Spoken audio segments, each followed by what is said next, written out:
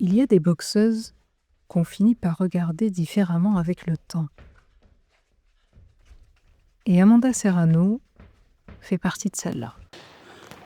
Au début, on regarde les KO, les titres, les ceintures. Puis un jour, on commence surtout à voir les années. Parce qu'Amanda Serrano, ce n'est pas seulement une puncheuse, c'est une gauchère de pression. Une boxeuse capable de fermer progressivement le ring, mais pas en bloquant systématiquement tes sorties avec ses pieds, non. Amanda avance en ligne droite jusqu'à ce que les échanges deviennent inévitables et qu'elle t'étouffe par le volume de ses coups. Elle travaille énormément au corps, elle casse le rythme avec son jab avant de rentrer en crochet du gauche. Mais aujourd'hui, Amanda Serrano a 37 ans. Et sur cette même carte, Holly Holm reviendra boxer à 44 ans. Comme si cette soirée entière refusait le temps. Et pourtant, les guerres contre Katie Taylor ont laissé des traces. Le 30 mai prochain, ce sera Cheyenne Hanson. 17 victoires, 13 KO. Une boxeuse plus jeune, plus fraîche, plus explosive. Hanson n'a peut-être pas l'expérience d'Amanda, mais elle arrive avec quelque chose de dangereux, l'énergie de quelqu'un qui n'a encore jamais vécu ce niveau-là.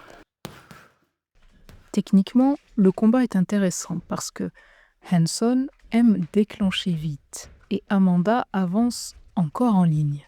Mais Amanda possède encore quelque chose que beaucoup de boxeuses perdent avec le temps, la capacité d'imposer sa présence.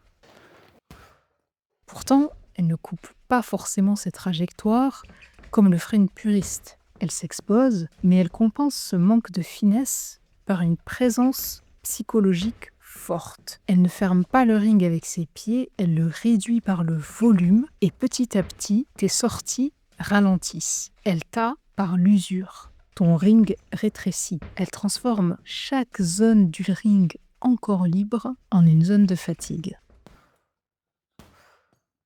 Ce combat, ce n'est peut-être pas seulement une défense de titre, c'est aussi la poursuite d'un record, celui de Christy Martin, le 32e KO.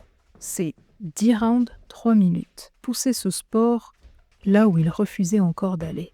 Et c'est bientôt le 50e, bientôt le dernier grand run d'une immense carrière.